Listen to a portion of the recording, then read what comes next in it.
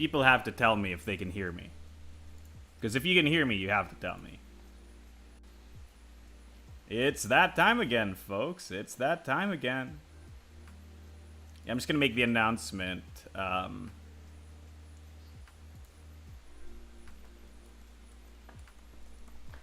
Discord.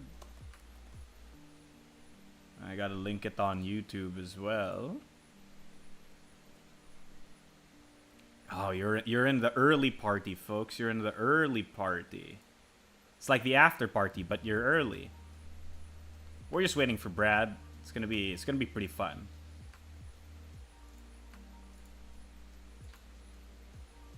Hello? Can you guys not hear me? No, please. Please tell me you can hear me.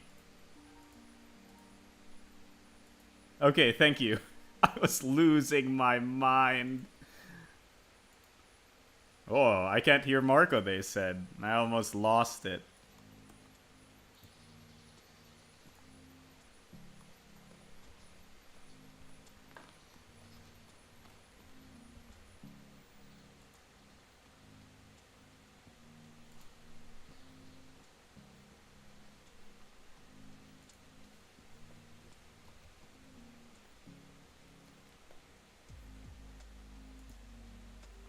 Man, I wonder when Brad will come. We could have had him going for a bit, honk. Why are we here?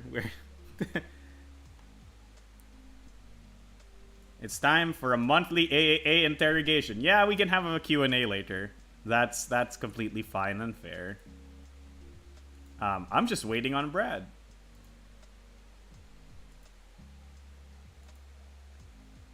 Is Brad not here?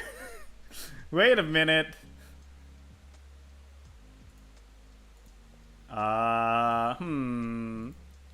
I was literally just talking to him 5 minutes ago.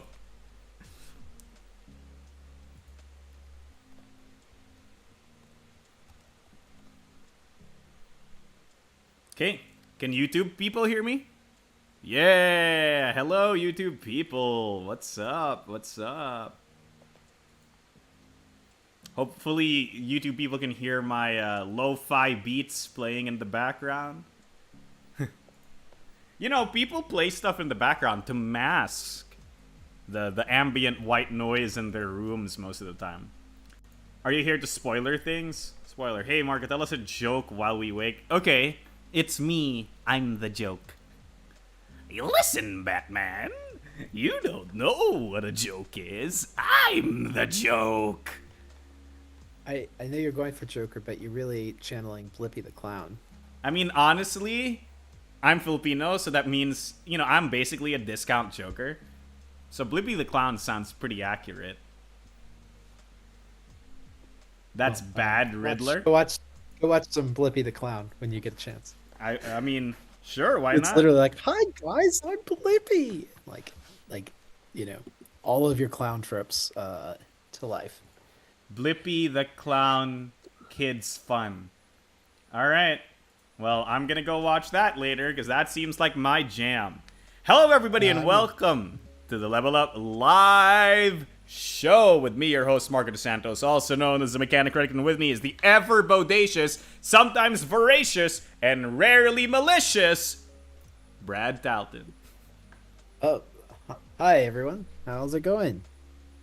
Welcome to the show. Welcome, Brad. You know, I'm glad we're doing this again. You know, I kinda missed you on live stream, on live show. Don't we do this every month? Yeah, but that's a month of waiting. It's like saying, Okay, all right, you know, yeah. there's a month gap between every episode of my favorite anime, right? Like, to watch the latest episode of Blue Lock or Birdie Wing, I have to wait a month. That's crazy. Okay, I get it. I mean, I guess, you know, I'm glad this thing that we totally expected to do is happening just like we expected to do it.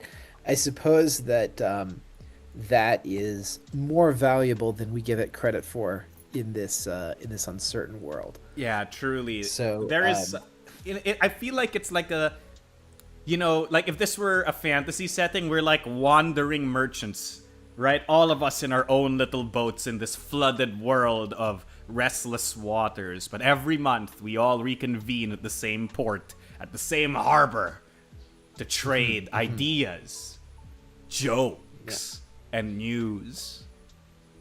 Except there's always one. There's somebody new who's come in from another world, and then it's an isekai. Ah, yes, and they're This is like the start of your isekai, except rather than being the main characters, we're just background. We're the setting. yeah, we're the setting. Oh, Birdie Wing season 2 confirmed. Yes. Gosh, Birdie Wing, I need to. Oh my god, you know what Birdie Wing's about, Brad? What? No. What if Yu-Gi-Oh was about golf instead of a card game? Oh, okay. Yeah, I'm into that. Yeah, see? Okay, so speaking of which, Brad, how are you? You know, what have you been doing? You know, like, let's play catch up a little bit. What's this month been about for you? For me, it's really all been, I live way in the future, and so I've been planning out what we're doing in 2024 and 2025 this month. I made some presentations for licensors to talk about the kind of games that we could make for them over the next 22 months, and did those presentations. I've also been working with our sister studio, Rust Moon, to kind of integrate them more into Level 99, so you can see hopefully more big miniatures games coming out from us in the next couple year or two. Pog. Yeah, and then finally getting this next couple months. So the next quarter of my project is going to be to get this role-playing games division kind of at least, you know, like get the space drawn out on the map so that we can start filling in all the lines and get these projects underway. Because it's been too long since we came up with all these great role-playing games we want to make. It's time to actually get started on some of it. Wow. So I'm that's what I'm really doing. excited, man. Yeah, I'm looking forward to it as well. I think we've got some games that really deserve to be made. But aside from that, I'm going on my first family vacation since what's it? The plague. Since the plague. Yeah, since COVID. So. Oh, you said it. We're gonna get demonetized, Brad. What? We're gonna get demonetized. That's real, by the way. If you say the name of the thing, it demonetizes your video. Not that we monetize anything on this channel, so it's fine. But you know. Oh, really? I didn't know that was even a thing. Yes, Oh, that is wild. a thing. Yeah. On YouTube, you get demonetized. So. Okay, weird. All right. Well, let's not talk about that thing. Yeah. Yeah. But yeah, I'll be going to Peru. I'm gonna hike the Inca Ooh. Trail, go up Machu Picchu. I'm really excited about it. Is your whole family going? Like, you know, who's coming with? You. Just me and Linda. Amazing. Our little one will be home with the grandparents.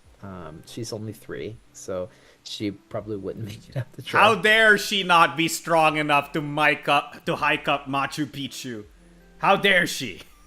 I think it's more that I'm not strong enough to carry her. That's this is my own One failing. must imagine Brad happy. Like, I just imagine you Sisyphean climbing Machu Picchu. Yeah. And as you reach the pinnacle, you fall down. Oh, no. Oh, man. Yeah. I'm really excited for you, man. You should have fun. You know, I know you love hiking, and I know you enjoy those, like, outdoor activities a lot. So, like, you know, I'm Yeah, I fogged think- for you, man. We're gonna have a really great time. It's gonna be good. Yeah. Aside from that, just living the good life, making games, doing running the office, and things are good. I think we're all approaching that moment when Dead by Daylight, the board game, is about to ship, and we're all thinking like, Please. well, I hope everything goes good, because shipping is always the hardest part for us. Why does this but always happen? I guess logistics are just hard, you know. The world is. I mean, I could say, like, it's a lot of things. I'll talk more about it because I think that's the topic for our first segment. Is is why logistics is hard.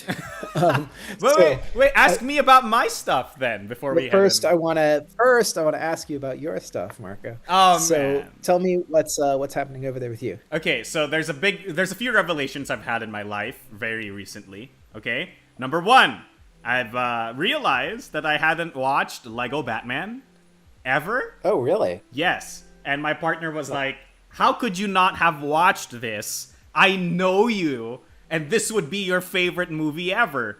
They're not wrong. It is my favorite movie ever. Like, ever. Not just favorite Batman movie, not just favorite animated movie. It is de facto now my favorite movie ever. And that's It's an amazing movie. it is. It is so good. So for the people who don't know, at the start of the movie, they quote Michael Jackson's "Man in the Mirror," and I was like, that's a funny joke, right? Ooh, oh so random.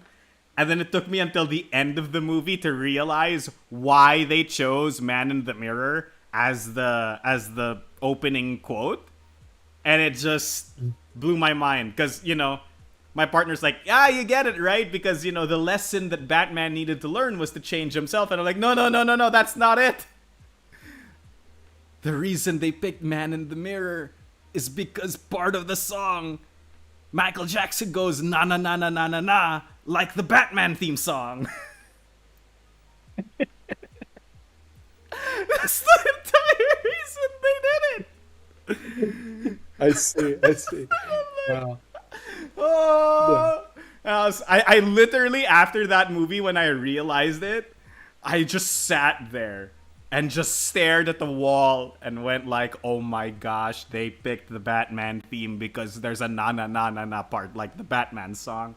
And my partner just looked at me and went, "So was I right?" And I'm like, "Yeah, you're right." Aside from that, I've been watching this anime called Campfire Cooking with My Absurd Skill, which is an isekai.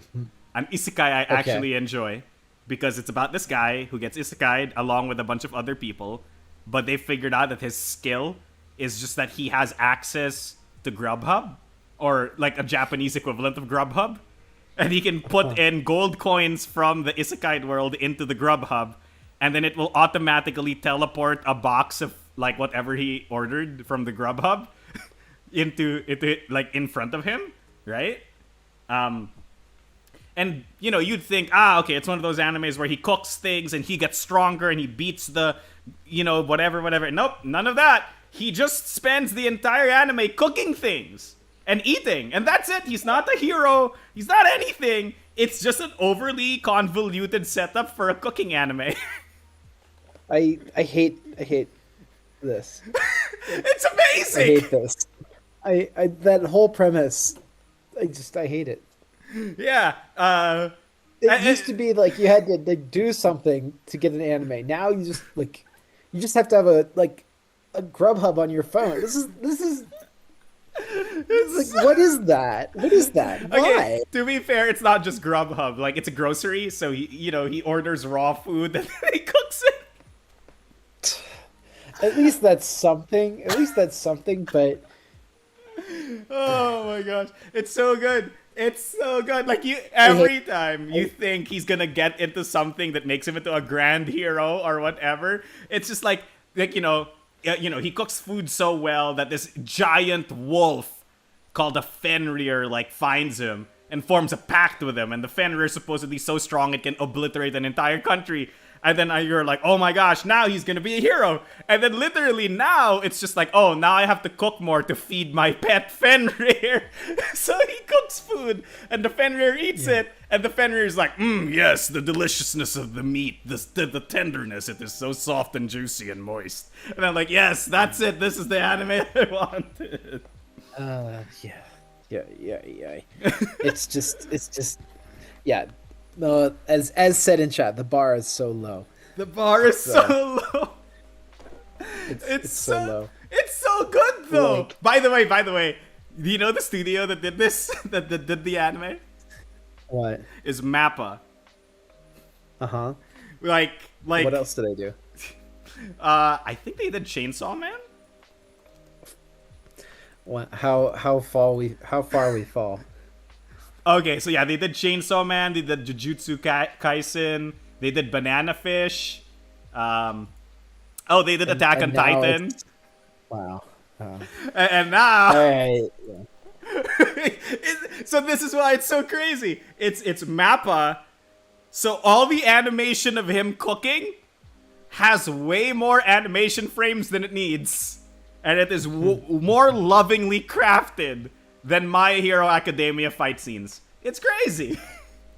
I mean, it makes sense. If you're an animator, I would want to draw something else besides fights. I would want to put my animation budget towards something interesting, something new. But there you go. That's what I've been doing. Yeah. Okay. Got it. Got it. Well, with all that, do we want to go into the meat of the show and talk about what's on everybody's mind? Well, let me order from Grubhub first. Yeah. With, All right, let's go into the meat of the show, Brad. Okay, so segment one will be some updates, particularly about shipping and some bullet stuff. We'll then go into the mid-roll break, and then we'll go into the final segment where we talk about reprints. So, Brad, give me the updates. I hunger for the updates. Okay, so updates for Dead by Daylight. So, well, so right now we're in the fulfillment section where we're talking about where the what's it? Getting games from the factory to you. That's been the topic on our mind for quite a while now, since we had our delay last month with where we had to repack everything. So things are getting back on board, and the truth is that we don't know as much as we'd like right now. We are calling, dare I say, harassing the logistics company every single day. But Oh no, it's Brad. it's tough. I mean, that's what you have to do. That's the job, right? But it's tough. Like you don't get a great straight answer from these folks, and there's a lot of factors that are outside of their control. So, we have like a timeline for Australia right now. That's about how far we are. We have concrete dates for Australia. We're supposed to have concrete dates, or at least more information for USA by tomorrow. And then Asia, I think, is like ready to start moving, and then Europe, I still don't know. We're still waiting on on more information. So it's a lot of things, right? Um, so all that to say, worldwide logistics is pretty hard, and I think that what did I say? There's a lot of steps. There's a lot of steps that we don't even think about, like when they, let's say we're going to ship something from manufactory in China to fulfillment center in the USA, right? We have to organize a truck, and that truck has to pick it up and drop it to port, and then at port they have to book a boat and load it onto the boat, and that's a different date, and then they have to depart from the port, and that's a date, and arrive at the next port, and that's a different date, and when they arrive at the port they have to dock their ship and unload, and that's a date, and then from unloading sometimes you get pulled by customs, and that's another date, and then sometimes you get onto a train if there's train cars available, which we've had a major rail shortage in the past couple of years, and that's another date, and then they overland it to the fulfillment center, which is usually on the East Coast, and that's another date, and then the fulfillment center gets it and tabulates it and checks all your orders, and then they start shipping. And so when each of those things happen and where we are in each of those stages, it's pretty complex and pretty nuanced. And when they say, hey, we're going to have it done on X date, they could be talking about any one of those dates and any one of those tasks. I remember the last time well, not last time, but one time during, I think it was Millennium Blades Collusion, and I was like, so what day is it going to be delivered? And they gave me a date, and I reported the date on Kickstarter, and the date came, and I said, what happened? And they're like, oh, we just delivered it to the port in China. and now it's 2 months out from reaching America. And I was like, what? You said it was going to be delivered on this day. What happened? And anyway, you know, that's the kind of stuff you have to deal with in logistics. Nobody wants to give you a straight answer, and nobody can really make anything go faster than it's already going. I think, and this is why, right? I think we've been more careful about it in the more recent Dead by Daylight updates, where everybody's like, give us dates, and then we're like, yeah, we want to give you dates too. It's just that. Uh, yeah, honestly, dates are not as important as knowing that, like, that we are talking every day, that we are working every day, that we're, this is what I want to assure everybody, Yeah. that progress is being made, that we're working constantly to get things moving, to ensure that they are moving, and that there's no delays. An actual date is very rarely realistic It's a in gift. global logistics. Yeah, that's true. It's no, it's often a lie. More often than it's a gift, it's a lie. When they Wow. tell you a date, like, it could mean anything. Like I said, there were like 12 dates in that process. And when somebody gives you a date, who knows what they're talking about? So I think a lot of it is somewhat deceptive, because your logistics providers want you to be happy, and they also can't do anything if you're not happy. So so for those two reasons, you tend to get a lot of what to say, very optimistic answers. This is Anyway, yeah, I mean, no, it's fair, right? Because yeah, like now that we're here, right, and we're not constrained to an update, like we're free to just admit that, like, 9 times out of 10, man, we like the backers are like, man, we wish we had dates, and we're like, man, we wish we did too, right? Like, there's not yeah, that like we let me give you a nuanced answer on why on when this is actually going to happen. Um, it's pretty much a mess.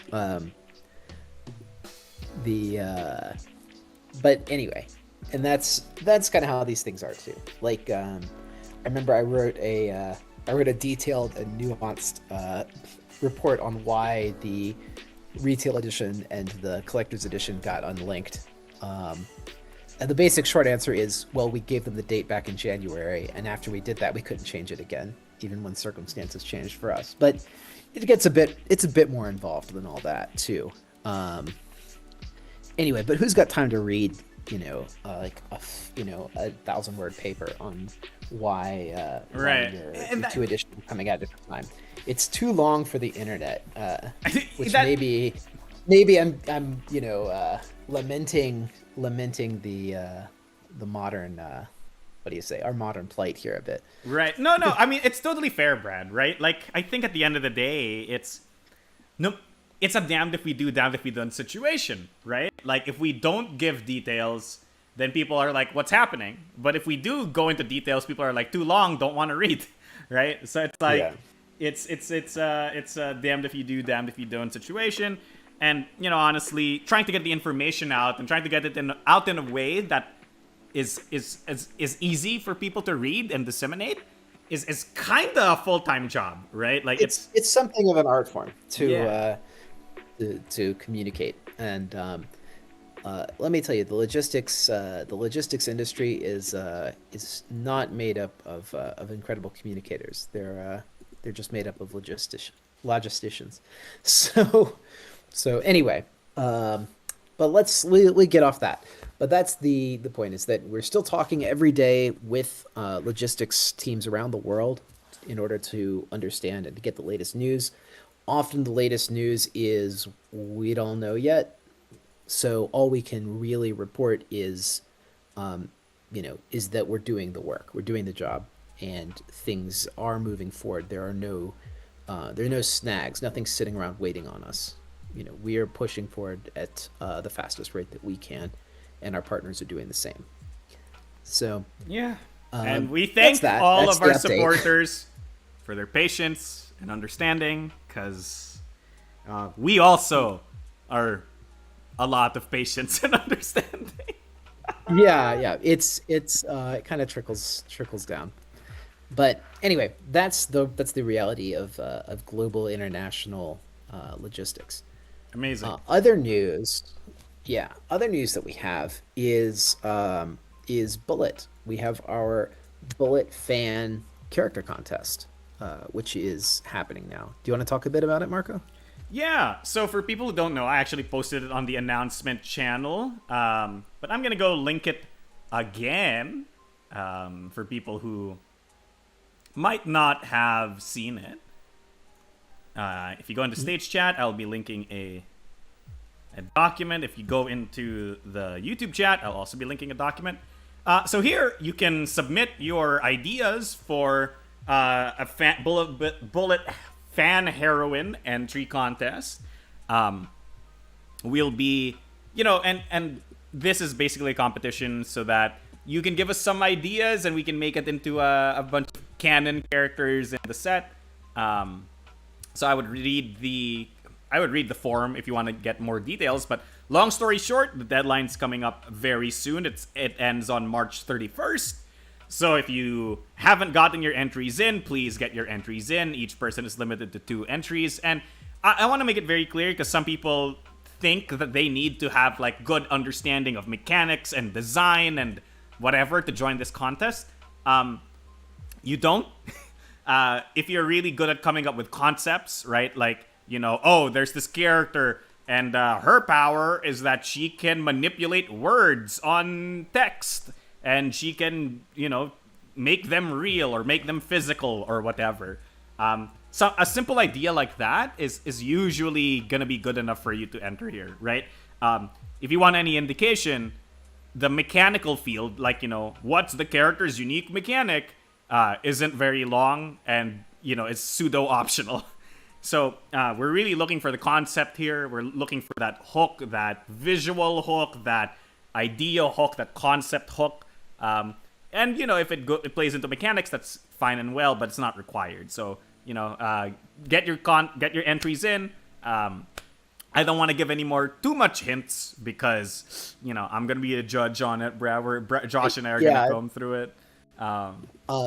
But yeah, really, you can send any kind of original character.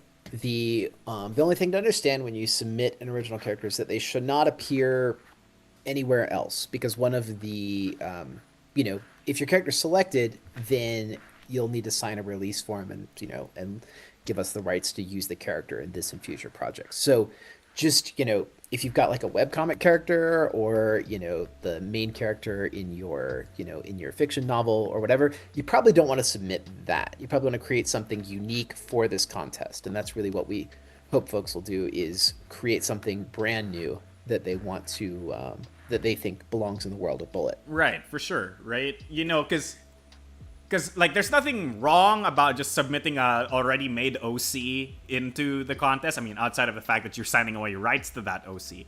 But, there's a difference in making and crafting something for the setting and the world, right? Yeah. And it'll be felt, is all I'll say. I see that some people have already submitted their heroines. That's great. Coming up with cool backstories, coming up with cool characters is awesome. Yeah, I think my biggest regret with the Wanderers, when we did BattleCon Wanderers, was that we couldn't do more of those really cool characters that came out, that folks submitted. And with Bullet, it's even tighter. The roster is not is much smaller in Bullet. Right, so that's true. The competition's gonna be tough. There's gonna be so many cool heroines we don't get to do. Just thinking about it makes me a bit sad. Yeah, that's true. Oh my gosh, because The Office also has a bunch of like OCs that they want to get into Bullet, right? Yes, maybe I should put my character in the list. No, wait! You can't do that. That'll bias the entire thing. I'll see the thing. Yes, right. Yes, there's no situation where I can win. There's literally zero situation where you can win. I can tell you that I've submitted OCs to Joshua Ithry Van Landingham, creator of Bullet, and been rejected. So I already know the sting of rejection. I get to experience it first. Yeah, but failure is the first step to success. So eventually we'll get there, right? No, I guess maybe. We'll see. But yeah, so obviously with a Bullet fan contest, more Bullet coming soon. Spoiler alert, not really. I mean, spoiler alert, Wow. not really a spoiler, but yeah, we're working on more stuff for Bullet. Um, so, other than that, we've got our winter reprints, which are going to press, and we've got our summer reprints, which are just about to arrive. So in April, we're going to have BattleCon Devastation, we're going to have Trials, we're going to have Millennium Blades, we're going to have Pixel Tactics Legends, and Argent the Consortium all back in stock. So a bunch of our key anchor games, they're already available for pre-order on our online store, and they are, and yeah, so you could go ahead and pre-order yours now or wait for them to arrive in mid to late April. All right. So, Brad, for all that. I mean, look, Brad, I'm so happy that we've gotten to give people some updates, but we're at the halfway point. And you know what the halfway point means, Brad? I guess that means time for a break. Yes, it's time for a break, Brad. You know, honestly, in this hectic world filled with all sorts of trials, tribulations, and work, we all need a little break sometime. And now we're going to our mid-roll break where Brad will talk to me about who's sponsoring this live cast. Who is sponsoring this live cast? Well, this live cast is sponsored by our Discord boosters. Shelby is right here with us, and others in the what do you say? Other members: Dwayne, God of Darkness, Mr. Crowdo, Quixotic, Ty Odin, and again Shelby. Thank you all so much for supporting this Discord server and these chats. It's great to have you all with us, and we love to love to share the news with you here. And I just want to say a big thank you. Awesome. You too can become a Discord booster if you like. All you do is use the button on Discord that says "Boost this server," and then you can send a screenshot of that to our service team, and we'll give you a bonus in our online store. Do you want to talk a bit about how that works, Marco? Yeah, it's quite simple. You know, when you become a level booster, you send a ticket to the service form or contact us form. You can get to it by doing !C form on the Discord, or if you're on YouTube, just Google Level 99 Games, contact us, or ticket system, and you submit proof that you level boosted us, and you'll get a discount on our store. It's going to be amazing. You get one every month that you're a booster. And if you've boosted for a long enough time, the mythical 12-month boost, Brad, you get a special prize. I will not reveal what that special prize is, but needless to say, it's Bog. Yes, we're working on special prizes right now. So we're getting close to the 1 year anniversary of the Discord Booster program. So it's about time to start sending those out.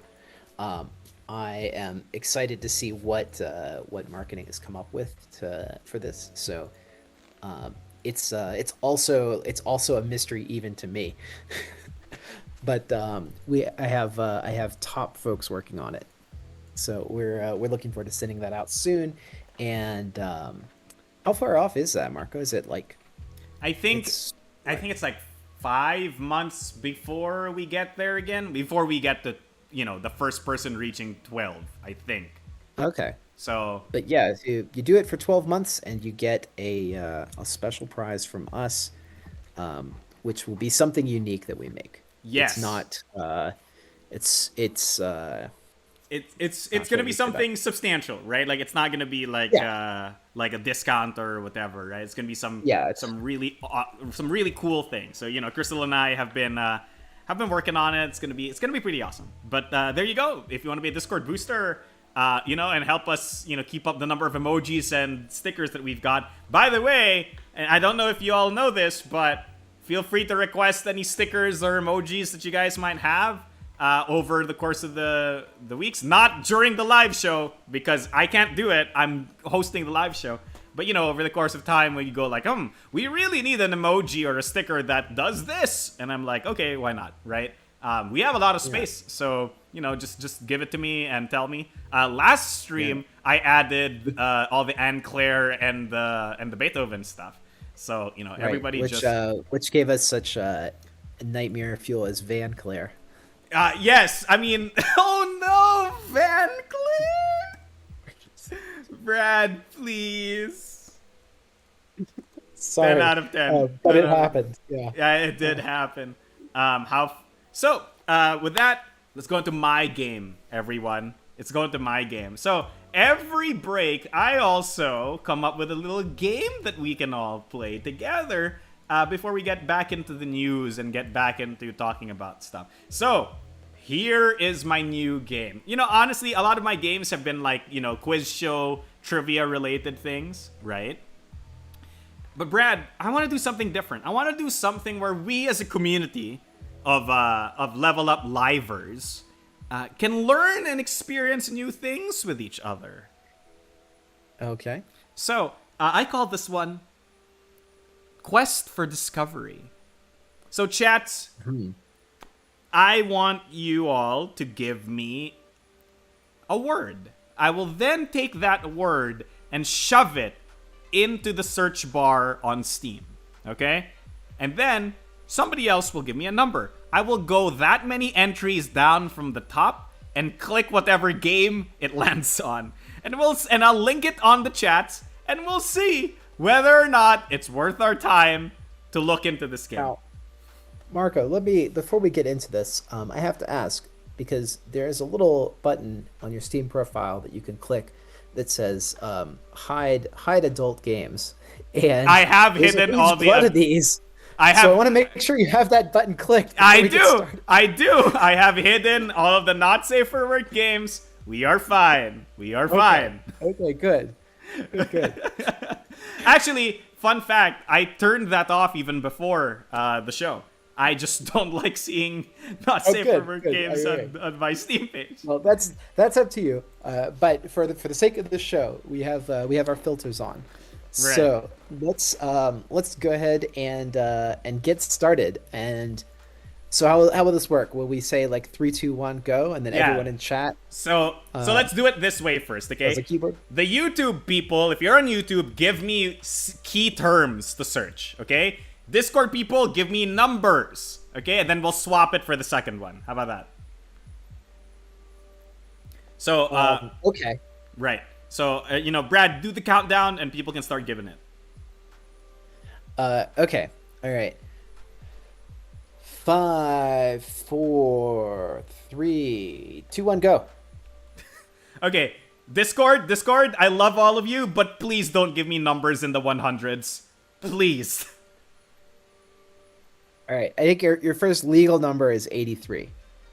Oh, God. 83? Okay. It's less than 100. Okay, I see on YouTube potato. I'm gonna type potato. Are there 83 games that trigger the word potato on Steam? There's 271 results. Why did I doubt? Why did you doubt, dude? Okay, now I'm gonna go. How do I? Oh Lord, I'm gonna have to count 1, 2, 3, 4, 5, really? 6, 7. The results are on a page. Sorry, what? The results are on a page. Actually, I don't know. It just scrolls down forever, Brad. There's no pages. It's endless scroll? Yeah, it's endless scroll. Oh yeah, I'm gonna have to count. 1, 2, 3, 4, 5, 6, 7, 8, 9, 10, 11, 12, 13. Oh my God. Brad, entertain them while we wait. 14, 15. Okay. All right. New rule, everybody. The number has to be 20 or less, because we don't need to have this. Yeah. This is pretty accurate. Just running in circles, shouting "Oh no!" 9, 40. Okay, 51, we're getting there. Gotta dig deep for these potatoes. 78, 59, 60, 61, 62, 63, 64, 65, 66, 67. All right. 70. It's 80. It's 81. 71. 84. 73, 74, 75, 76, 77, 78, 79, 80, 81, 82, 83, 84. Okay, we've got our game, folks. I have no idea. It's a game called Age of Fear: The Undead King Go. All right. Age of this is like 3 subtitles. Okay. How Let's is see. this related to potato? Go. Play as either Sir Edward, a noble knight defending the human kingdom, or Krill, a wicked necromancer with an unearthly lust for power. The game is a greatly expanded version of the series' first entry and adds multiple features such as open world, global events, faction bases, new units, and so on. This looks like Discount Might and Magic. It looks like a TRPG, like figure units on the table, moving around, battling like Disgaea, but without your animations and such. Like, it looks like a figure game, and it looks like the images that they've used here might actually be the what do you say? There's a guy who makes these RPG tokens and distributes them online. And I'm trying to remember his name because I worked with him on RPG Cartographer back when we were doing it. Yeah, I think Devin. Yeah. So this, and maybe it's just a stylistic thing, but I'm pretty sure that this is the guy. And YouTube chat says supplied a bunch of tokens for. Sorry, it's immortalknights.com is his website. Oh, this looks cool, Brad. Yeah, so he makes a bunch of RPG tokens and the offers style them, is very similar. yeah, and so a lot of indie games use those tokens, or even like will hire him to do original art for their specific game and mix some of the free work with the original work to create a fully original mix. So That's I cool. see. Yeah, that's what it gives me. Is it gives me a big a vibe of RPG Cartographer, looking from the top down at these things, and kind of seeing seeing something similar to what I made myself way back in the day. That's very cool. I like this. YouTube said that the game might run like a potato, but given the way it looks and the spec requirements, more like a potato could run this game. You know?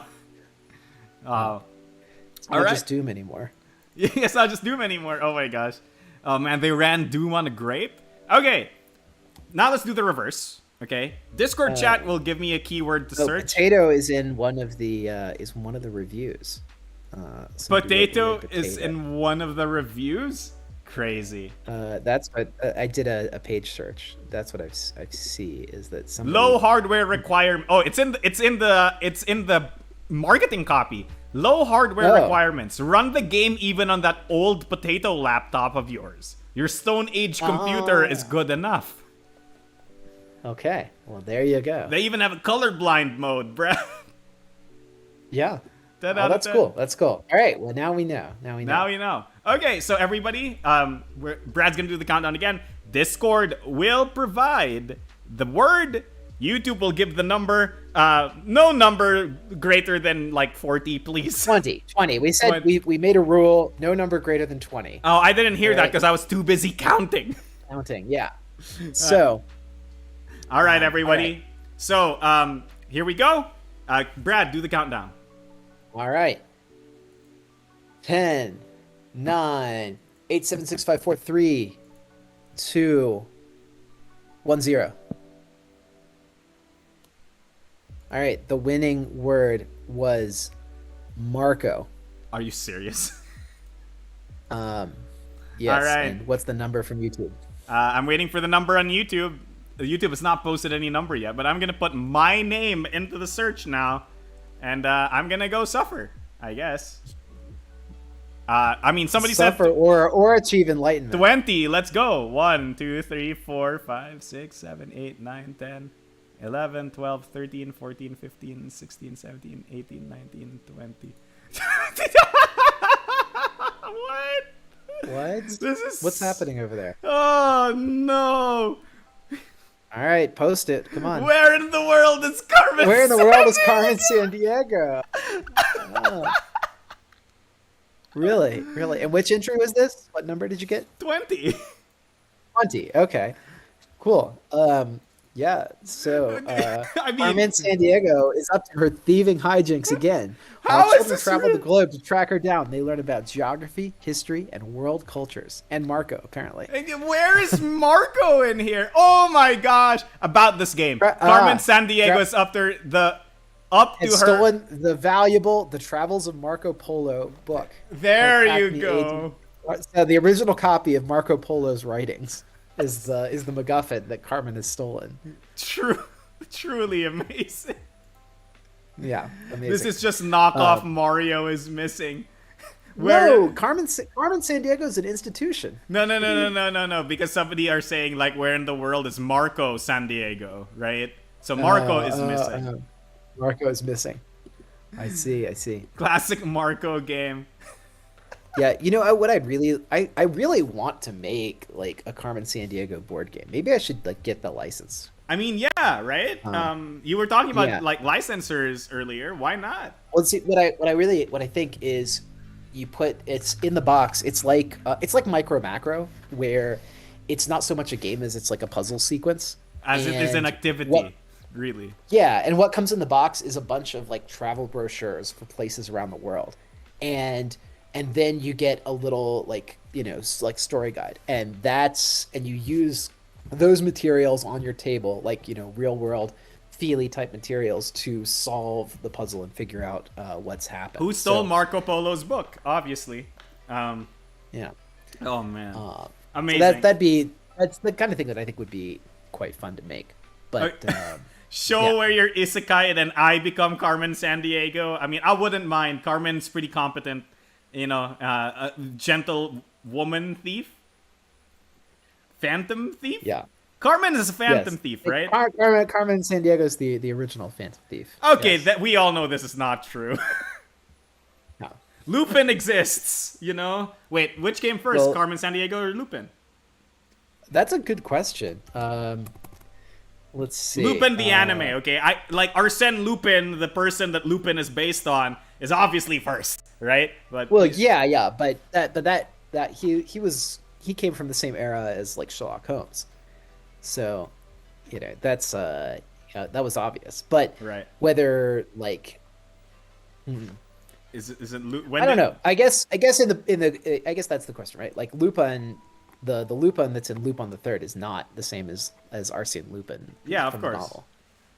Okay, let me see. Debuted in 1985. Wow. Carmen Sandiego. Okay, Says, Lupin's CarmenSandiego.com. Lupin the Third's original run was in 1967. So Whoa, okay. Lupin the Third's right. old. Yeah. Got there. What, 13 years before Carmen? Wait, 67? You said? Yeah, 67. Yeah, dang. Okay, so that's like what, 18 years. Yeah, wow. All right, there Yeah. you go, everybody. And that's the mid-roll break. We're going to go ahead into our second segment and maybe do some Q&A at the end. Brad, you talked a little bit about reprints before the break. And let me ask you right now, what goes into doing a reprint? Are reprints easy? Is it just as easy as going, press a button, and, it's printed again? It's on a high concept level. No, it's not. It's not that easy. So reprints can be fairly involved, and a lot of it depends on the way that you set yourself up for success the first time around. So, now, so in our early days, and I'll go back in time to the earlier days of Level 99 games, and we were thinking primarily about how we were going to pay the bills, in the next 2 to 3 months. And the answer was, well, let's make a game, let's get it to press, and let's ship it out to everybody. And that was what we did. And but nowadays we make a game and we're thinking, well, what are we going to be doing with this game in 2 to 3 to 4 to 10 years, right? Is this still going to be in print? Are we going to be doing a second edition? How many prints do we want to do? How do we want to manage the line? So the train of thought that we have for making a game now is much more sophisticated than it was, half a decade ago, and that really comes out in reprints. That's when you see this contrast come to life, because when it comes time to print a new edition or new print run of Bullet, we do indeed push a button and it goes to press. It's a little more complex, but it's not that much more complicated than that. When we decide that it's time to print a game like, say, Pixel Tactics, or Cell Swords, or Argent, some of the old Battlecons, Millennium Blades, then we go back to those old files and we realize, whoa, this was not made to ever be printed again, and we're kind of surprised it got printed the first time with anything close to correctness. That's true. Like, old files can be a real mess, and sometimes they were made using different software. Like, we adopted Adobe Suite around like 2016 or so, and I recall that, like, the original rule books for BattleCon, I made those in Apple Pages back when you could still do desktop publishing with Apple Pages. They removed all that functionality because they realized the program was getting too sophisticated. Yeah, so now the files that are in Adobe, we can just import them into InDesign and they update nicely. And sometimes you got to track down some old links, but it's pretty easy. Older files, sometimes you have to remake the entire game from scratch. And so one of the games that we're reprinting this season, that'll be back in stock in winter, is Noir. But there's been 3 editions of Noir. The original, Black Box, so Minigame Library Edition, Black Box Edition, and Automata. There's also the Indians version, right? Yeah, there's the Indians version. And of those, Automata was the only one that was made in, like, modern memory. So to do any of the modes or the cards from the old Black Box Edition and carry those forward, we have to basically recreate all the files from scratch. Yikes. So that's it's effectively like a whole project. And this is something really interesting that I want to point out, right? Like, because a lot of the audience thinks that, oh, you have the design and you've tested it already, so the game's done, right? What a lot of people don't realize is that production and graphic design and even just getting the files press ready takes sometimes as much, if not more, time than the entire process of development and balancing. It's crazy. Oh, absolutely. And, like, just to give you a kind of rundown on our typical process, right? Let's see. I'm gonna type this out and then I'll say it out loud so that it's like sure. So that it's no more worries parsable. about it. Yeah. While you're doing that, can I answer some questions that the chat's been asking? Ahead. Yeah. Yeah. Okay. So people are asking, does the reprint include War and Fate V4? No, it's Devastation and Trials, I believe. That's what's getting reprinted. People are asking, is BattleCon a dead game? BattleCon is never say never, but we've stopped doing, like, constant new releases. Besides, BattleCon, it has like 100 characters. You're not gonna run out of content. In trying to get the samples and proof and stuff, yes, that's also a big factor in it. Samples, proofs, and everything. Come on, everybody, if you have any questions, I'm gonna try to answer. I think with BattleCon, really the question of it is that, like, do we want more BattleCon at this point? Because we've got such a full-featured game. It's really the availability of BattleCon that I think is the bottleneck. There's so much BattleCon out there, right? There's over 100 characters playable, and and about $200. The total line is between $200 and $300 if you wanted to get it all. So we're kind of reaching the point where we've achieved peak BattleCon. You could play BattleCon for your whole life. You can literally play it forever. Yeah, you could just literally play it forever. And so the question that we're thinking now is, is it better to move on to kind of like, BattleCon, the next thing, the next kind of successor to BattleCon at this point, or do we want to keep the classic as a staple of our line and move on to a different kind of project. Right. So I mean, and it's kind of like we have BattleCon as our key standalone fighting card game, and we have Exceed as this kind of living seasonal card game. And so, like, if we were going to do another fighting card game, and I guess we've got Soccer Arms, so we have to consider that too as part of the mix. I mean, we just have a lot of what fighting would card be games, right? Like, why? It's like it's gotten to a point where, like, should we even be making more fighting card games? Is the question, Brad? Right? Like, we got to a point where we even had to start asking that, right?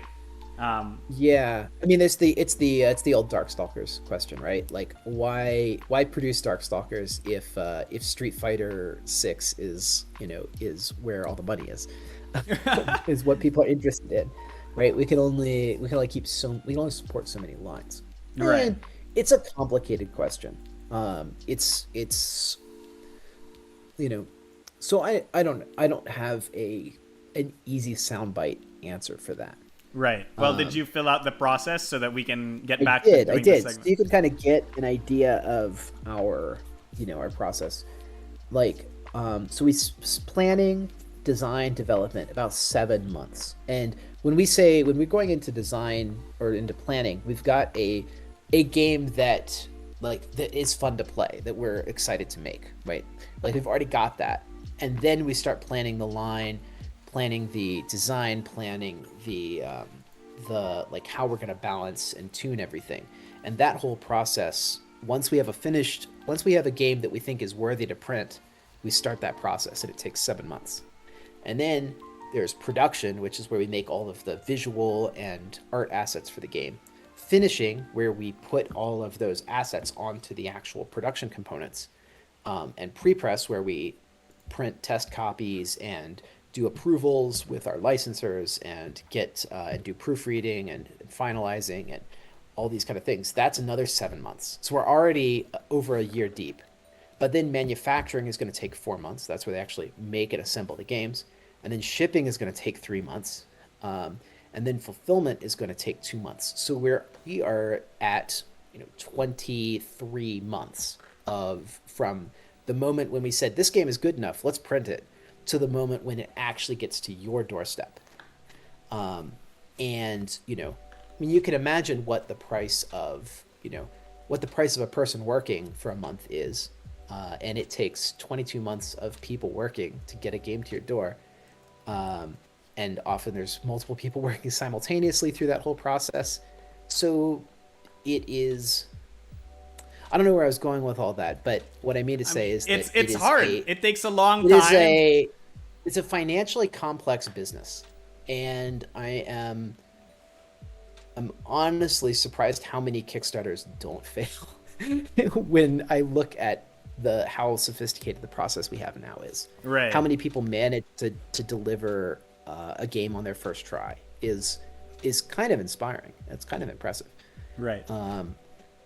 It's actually really interesting because Chris Solis is in YouTube right now and saying Sunsetted and Dead are two different things. Plenty of people still buy and play BattleCon, which is different from a Dead game, right? And I think that's very true. And I also think that overall a lot of love goes into all of these projects, right? Like Brad just explained how it takes us at least 20 person months to get something done. No, 20 actual calendar months. Person months are like one person working 1 month, and often these teams will have 2 or 3 people working constantly. So it's even more than 20 person months is the point. It's definitely more than 20 person months, yeah, but it's 22 to 23 actual calendar months to get a game from hey, this game is good, let's print it, to finished product on your doorstep. Yeah. So we started. I remember when we started talking with the team at Behavior on Dead by Daylight. It was it was around April 2021. So we were really ahead of our standard schedule on delivering Dead by Daylight. But even though we're behind the schedule that we optimistically set forth, right? I mean, and we tried that, right? Like we basically did Kickstarter in a way where basically the game was development done by the time the page went up, right? And this is a very rare thing for a lot of Kickstarters. And even then, because if if you just look at the timeline, right? Development finish is less than half of what the total amount of time it takes to get the game out, right? Yeah. And it's actually just crazy. So there you go. That's why reprints, all reprints save us is that 7 months, right? Everything else still has to happen. Production too, which is like it saves you like 10 months maybe. It depends, right? Because sometimes the files are in a place where production has to just redo the entire thing anyway. Where you do occasionally have to go through production again. And sometimes finishing is a little faster and sometimes pre-press is a little faster. Right. But that's kind of what you save on a reprint. So yeah. Anyway, okay. Involved. So let's go to it's involved. It's involved. A lot of love goes into it. Thank you to Josh. Shout outs to Josh. He's the overlord of reprints right now. So, you know, if you guys get your reprints, make sure to thank Josh. He's doing them. You know, and this goes out to all the people who are asking, when are you reprinting this? When are Wooden Bullets coming back? We're working on it. It's a lot of work that goes into this stuff, so we really appreciate the patience. Let's go into... I will say... Yeah? Going back to the topics on, on the older games, and maybe games that haven't released, we do still have Soccer Arms, BattleCon, and Exceed, and Bullet events planned for Gen Con this year. We just put in all of our Gen Con events. And so if you are excited to play these games and to meet some like-minded folks who are excited to play, you can come and see us in Gen Con. And of course, if you want to run a tournament or an event at your local game store or your local convention, we can provide prizes and stuff. How do you do that? That's quite simple. Okay, go to the contact forum again, !C forum on the Discord, or if you're on YouTube, you can just search our contact forum. Go to the contact forum. One of the fields is convention support. So if you want to run an event, you want to do a local game store thing, whatever. Contact us. We'll see what we can work out. If you don't want to go through all of that rigmarole and you're running something like Exceed, there is already a organized play kit available in our store. So you can just buy that and use that as your prize support. 10 out of 10. Yeah. Same applies to BattleCon. BattleCon also has an organized play kit, right? Yes, BattleCon and Exceed both have OP kits that are available right now with like really no questions asked. You can just go grab one and host whatever you want. If you're hosting an event in a public space, then we're likely just send you one directly. So, so reach out to us too if that's something that interests you. All right, awesome. Yeah, Brad, we have a few minutes left. Let's dedicate like 5 to 10 minutes to just some open questions. So just feel free to ask some questions, and we'll try to get to answering them. There's a bunch of questions here about digital implementations of our games, Brad, on YouTube. People were asking, what happened to Pixel Tactics Online, BattleCon Online? Are we going to do any more of that stuff? What's the answer? Yeah, well, we've talked about that a little bit in past shows, but I'll reiterate sort of the situation with it is that if you've been listening, I just explained how complex it is to bring a tabletop game to market. It's 22 months of teamwork, and then marketing is several months beyond that, and quite involved. And tabletop games is not that competitive of an industry. I mean, it's competitive. We have close to 10,000 releases a year in our industry, right? And that's pretty big. Releasing a game into the app stores, the Apple Store, the Google Play Store, onto Steam, yeah, that is an entirely different industry that is much more competitive and much better funded. And really what we learned from our experience with BattleCon Online is that it's not a space to tread into lightly. It takes a full-time team, which is larger and more sophisticated than our team, working many, many months on a much larger budget to produce a video game with a reasonable expectation of success. And video games, especially online games, tend to require a lot more continuous support even than board games. Yeah, for sure. So So all that to say, it's not a space that we're prepared to step into in the way that we kind of blithely stepped into it in the past. Right, right. And and so you would say, oh well, you had so much for BattleCon Online, you had so much done for Pixel Tactics. We had pretty much the tip of the iceberg done, and we did a lot, but I've shown Pixel Tactics Online to several publishers, like large publishers, and they basically said, yeah, this game's got 2 more years to go before it's finished, having played the whole demo.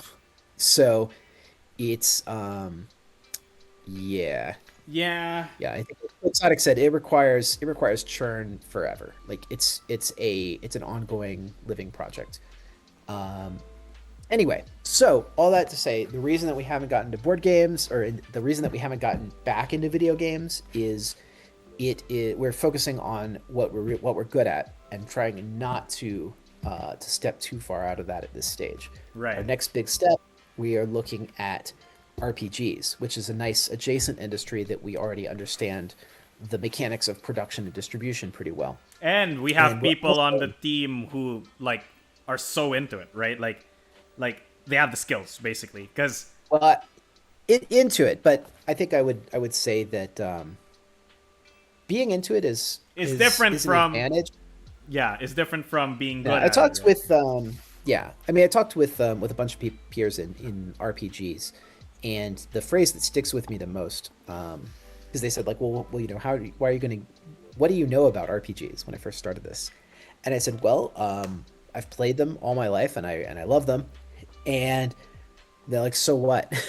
um, Oh, and wow. it kind of stuck with me, right? Like the you can't confuse an understanding of the product with an understanding of how it's made, For sure. right? That's where a lot of us get into, a lot of starting out publishers get into a bind. They look at a game and they say, oh, I can see what this is, I understand it, and I can imagine how it's made, so I could do that.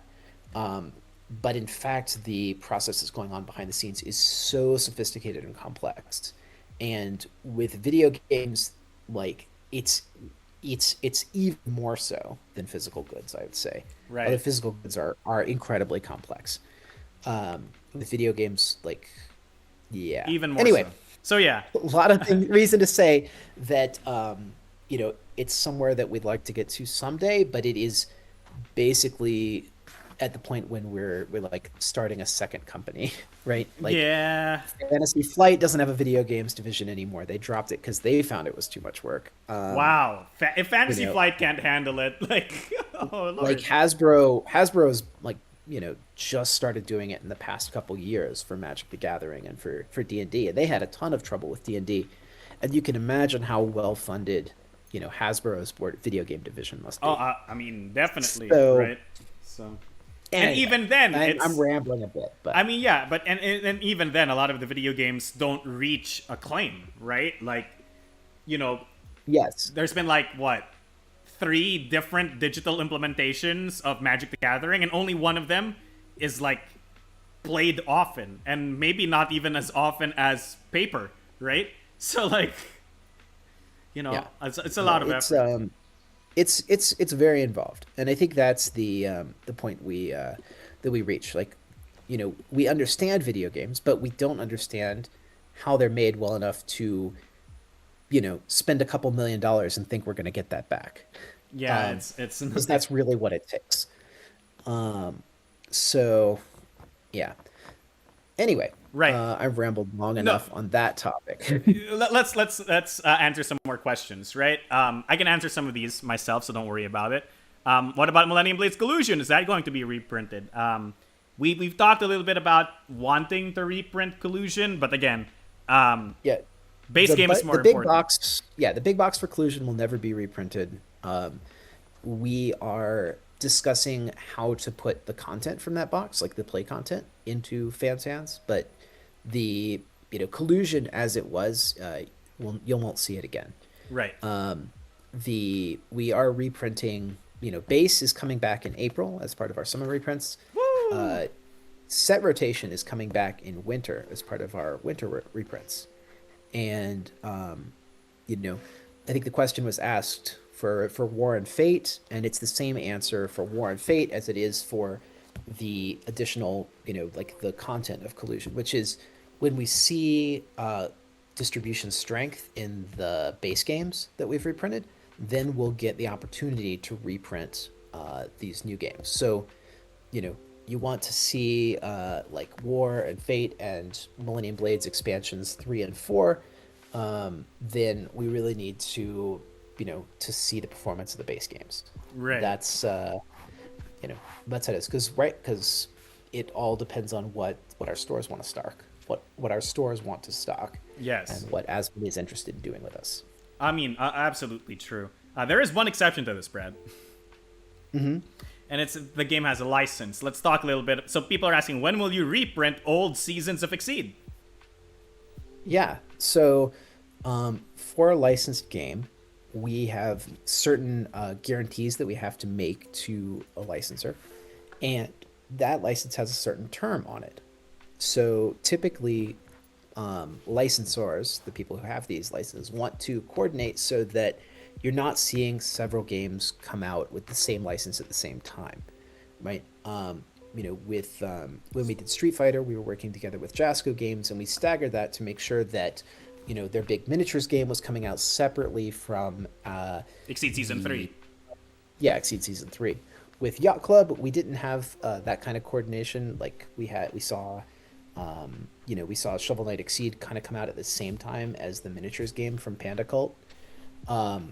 And we had an opportunity to work together, but I guess it just didn't materialize. Yeah, that's fair. Anyway, but so the way that these things go is typically licensors want to have a minimum guarantee, which is an amount that you pay upfront to use the license or to renew the license. And we do not what do we say?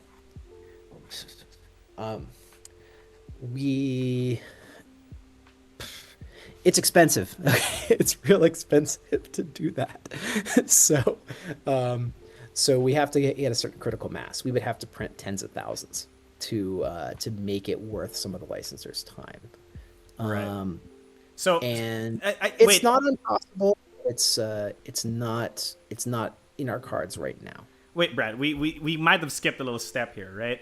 But the point is that licenses expire, right? So even if we had the license to say Street Fighter or Shovel Knight like those years ago, if we want to do a reprint, we would essentially be paying the license fee again to get the reprint made, right?